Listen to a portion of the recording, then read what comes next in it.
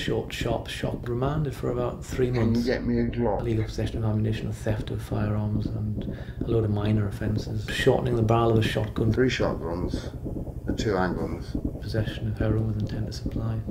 Uzis? What the bloody Uzi for?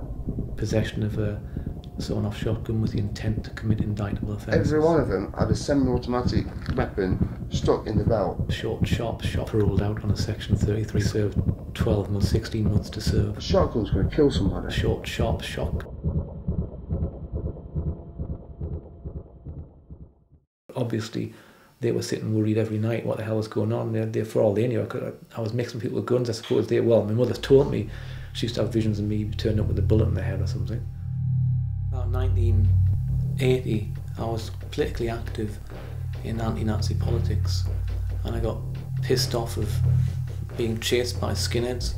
So a friend and I went to a farmhouse and stole the guns, basically. We thought we'd give them a fright. And then we turned up at one of their sort of rallies and popped a few over their heads and upset the rally. I thought I had truth and justice on my side, so I assumed, that I'd get a slap on the wrist and that would be the end of it, and then I'd be off to university. But it didn't work out like that. Instead, the judge decided that I was a menace to society. There was always a problem with guns, but it just wasn't in the public eye. People had guns, they've always had it. There's more violence nowadays because the kids, it's usually the young kids, you know what I mean, because they out and out carry guns, whereas way back in the day nobody didn't carry guns. Everybody, you know what I mean, people had it but didn't show it. At the time, it seemed to make sense. I mean, if I weighed up the pros and cons, it would be lunacy. But in those days, I was looking at things differently. I never felt the need to have a gun for self-protection. It was all more just a bit of a laugh and as a status symbol and a comfort blanket. So the gun worked. It was quite, you didn't have to pull the trigger or even wave it around. And being a boy, I suppose, I really enjoyed playing with guns. So once I'd got that gun again, I only borrowed it for the night, but then I had it again. I thought, oh, this is fun. That would be a lie to say that I felt I needed it for protection. I mean, I was kidding myself that was the case, but no, it's just because it was fun. Boys' toys. It's not just having a gun, it's having the best gun. And the most popular one, or the most expensive one. It's like a fashion thing. Most of them are teenagers and they just don't care. They don't know fear. It's like the worst trouble they get in, the standing goes up. The better the reputation and the higher it goes, the better they get on. And yeah.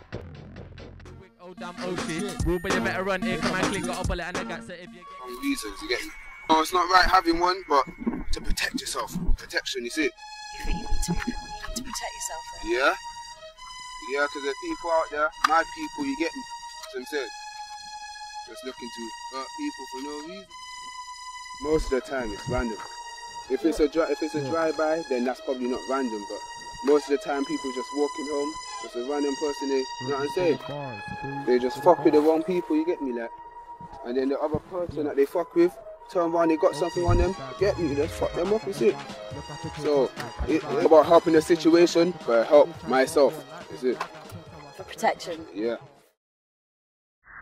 If they've got these sort of weapons and they end up firing them, they'll go to prison for a long, long time.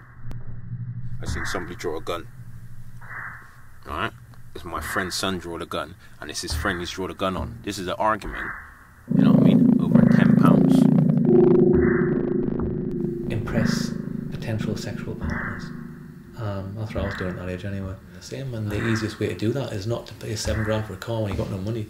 It's to go to be a villain, to be a bit leery, and to get a gun. Get a gun when people are impressed. Be a celebrity. The only thing that stops them is when they're sat in prison. And often when they're in there, plotting like, well, what we're going to do when we get out, we're going to take over this area, we're going to do that. I've heard them talking, and they really do get obsessed with like being the top dog or being the top gang or whatever. Even if it means going to prison, it's not so bad. Some of these young lads would be quite happy to go to prison. It's proper street cred then.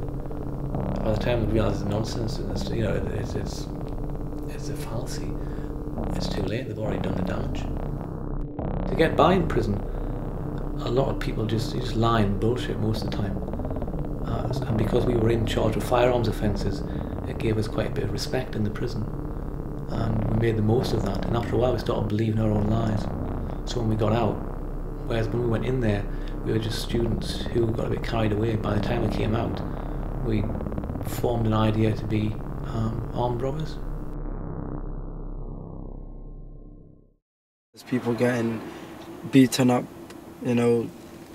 just attacked, punched, whatever, broken jaws. I mean, for the past few weeks or past months, I've actually heard not only myself, it's been other drivers who have actually been getting attacked. At the time, I didn't care about the money, it was just about my life. And I thought maybe if he takes the money away, he will actually leave and just go. But no, he still had the knife poking into my face, worse than what it was. And I thought to myself, hang on a minute, something's got to be done here. So by then I managed to flick his arm back onto the ceiling of the car, and as soon as I got free, I actually opened the door, but by then he just vanished. And I didn't know what the hell just happened, so I was straight in an incident just like that. I had blood everywhere pouring all down out from my face, on my shirt and everywhere. And this just still up to this day, I still have flashbacks. I still remember things and everything, how it all happened. There's been loads of funerals recently. I went to a funeral a couple of weeks ago. Loads of us went, over 1,000 of us. We all know each other. And at the graveyard, we're just counting the amount of people we know who's died in their 20s. There's loads of them. I'm worrying about natural death killed, gun or knife. There's loads of them. Cemetery's packed. Packed from when we went there. When I went there first in the early 90s, it was empty. It's nearly full. So they're actually burying people by the gate where you come in, full of people what we know, full of it. The trouble is, when somebody gets shot, and it's 99 times out of 100, it's some innocent person that gets shot. Look what it's done to me. I've wasted all these years of being in prison. Didn't finish my degree. I've got shit pension fund, if anything, left. Things that I didn't worry about, obviously, when I was younger. It's the one thing that I feel guilty about, the effect it had on my parents. They were quite upset. They were very worried. I didn't bring them into what I was doing. I never borrowed money off them or used them as a resource to help me with my heroin.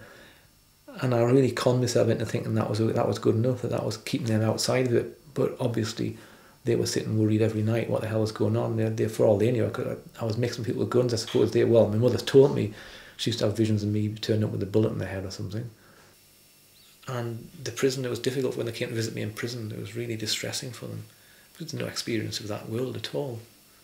So, and also the shattered dreams, the fact that they had a son who at 18 was off to do physics at Lancaster University, and at 18 and a half was off to do 6 months at Meadowsley Detention Centre.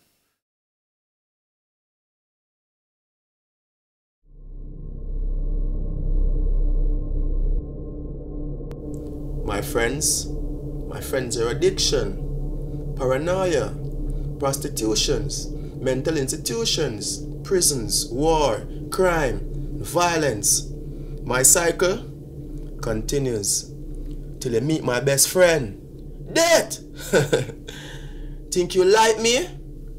Come on and try me.